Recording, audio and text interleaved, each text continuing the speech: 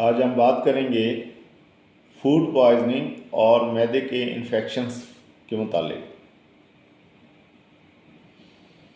जैसे कि आपको पता है कि फूड पॉइजनिंग या मैदे के इन्फेक्शंस हमारी बद एहतियातियों की वजह से होते हैं। या तो हम कोई पुराना खाना खा लेते हैं या ज़्यादा ओवर ईटिंग कर लेते हैं, या कुछ ऐसी चीज़ें खा लेते हैं जिसके जैसे एक फूड के बाद दूसरा नहीं खाना चाहिए था वो खा लिया। इस तरह के मल्टीपल किस्म के कोई वजूहत होती हैं, जिनमें से चंद वजूहत का तस्करा मैं यहाँ पे करूँगा। नंबर 1 है ख़राब या गैर मियारी खाने का इस्तेमाल। जैसे बाज़ार के खुले खानों में बैक्टीरिया की मौजूदगी होती है, जिससे पेट ख़राब होने में देर नहीं लगती। ज़्यादा गर्म मौसम में खाने का जल्द ख़राब हो जाना। बाद अवल लोगों के पास फ्रिज की सहूलत नहीं होती, बाद अगर होती भी है तो वो सही काम नहीं कर रहा होता या लाइट चली जाती है, जिसकी वजह से जैसे फ्रिज में खाना ना रखा जाए और जैसे दूध ख़राब हो जाता है और गोश्त जल्द ख़राब हो जाता है, तो इसी तरह से अगर रखा जाए तो लाइट चली जाए तब भी वही बात होती है, तो वो ख़राब हो जाता है।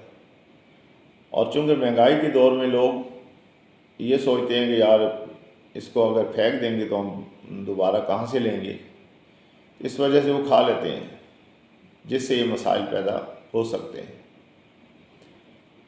पानी में जरासीम की मौजूदगी, इसकी दूसरी वजह यह है कि जैसे आलूदा पानी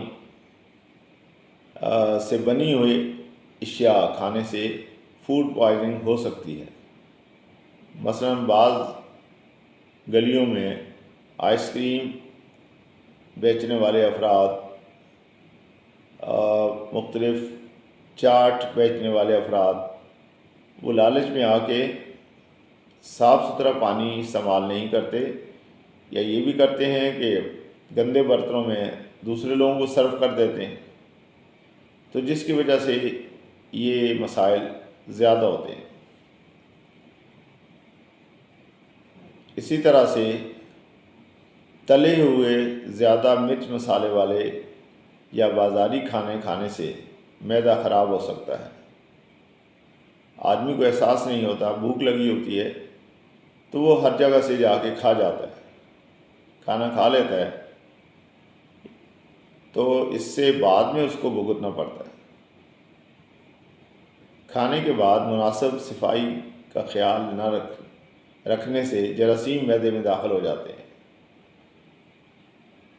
मतलब खा लिया, खाने के बाद आपने हाथ नहीं धोए और कुली नहीं की वगैरह वगैरह, इस तरह के बहुत सारे मसाइल होते हैं जो अगरचे वो चीज़ें तो बड़ी मामूली से होती हैं, जिन अगर हम एहतियात करें तो हम इस बीमारी का शिकार ही नहीं हों, लेकिन बाद अब हम अपने कामों की ज़्यादती या आदतन हम उस तरफ तवज्जो नहीं देते।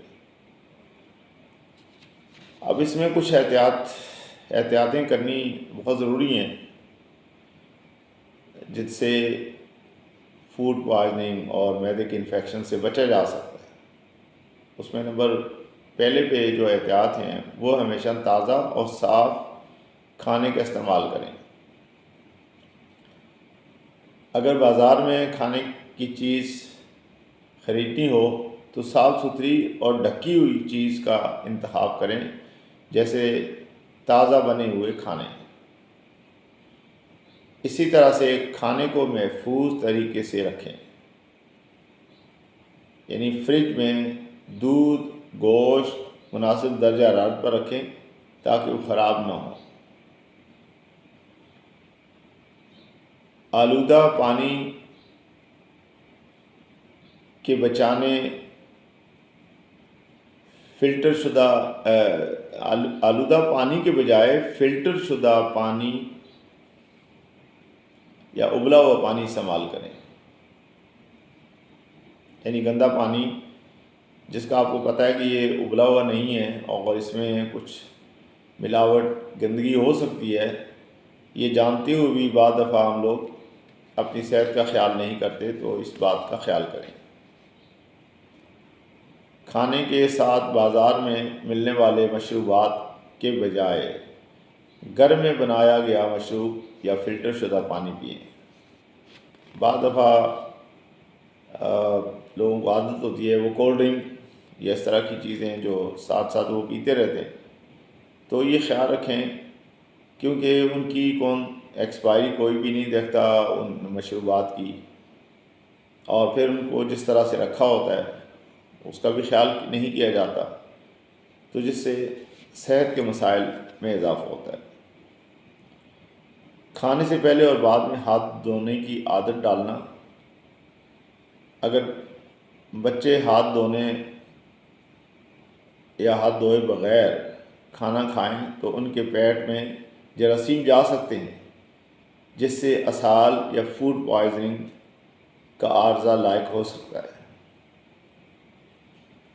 इसी तरह से एक और चीज़ है जिसे कहते हैं खाने को अच्छी तरह चबाएं। बाज़ लोग इतनी जल्दी में होते हैं कि वो खाने को भी सही वक्त नहीं देते, जिससे फूड पॉइजनिंग के असरात या इम्कानात बढ़ जाते हैं। अगर गोश्त या चिकन अच्छी तरह ना पकाया जाए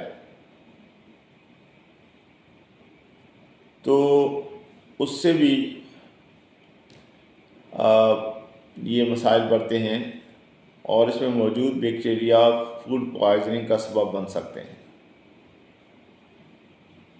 तो ये सारी जो एहतियात बताई गई हैं ये इस बात की तरफ इशारा करती हैं कि जो फूड पॉइजनिंग और मैदिक इन्फेक्शंस होते हैं वो हम खुद ही इसके ज़िम्मेदार होते हैं। अगर हम इसका ख्याल करें, ये जो बातें बताई गई हैं इन पर अमल करें, तो ये सब सिलसिला नहीं होगा।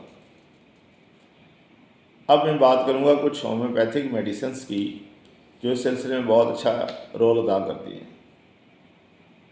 फूड पॉइजनिंग में अगर उल्टी और मतली हो तो आर्सेनिक अल्ब-30 में हमारी एक दवा है, वो बहुत अच्छा काम करती है। दिन में 3 से 4 दफ़ा लेने से फ़ायदा हो जाएगा इंशाअल्लाह। ज़्यादा खा लिया जाए, उससे बदहज़मी हो जाए तो नक्स वोमिका 30 में हमारी एक दवा है, वो बहुत अच्छा काम करती है, उससे फ़ायदा होगा इंशाअल्लाह। पानी की कमी और कमज़ोरी के लिए जब मरीज़ को कमज़ोरी महसूस हो रही हो और पानी की कमी हो गई हो, क्योंकि जब आप बार बार वाशरूम जाएंगे तो इस सिलसिले में लाजमी चीज़ हो जाती है, तो एक चाइना एक दवा है 30 में ली जा सकती है, इससे फ़ायदा होगा और मरीज़ जल्द ठीक हो जाएगा। मुझे उम्मीद है कि मेरी इस थोड़ी सी कोशिश से बहुत सारे अफराद को फ़ायदा होगा और उनके बहुत सारे पैसे में भी बचत होगी। अगर आपको मेरी वीडियो अच्छी लगे तो मेरे चैनल को सब्सक्राइब कीजिएगा और वीडियो को लाइक और शेयर करें।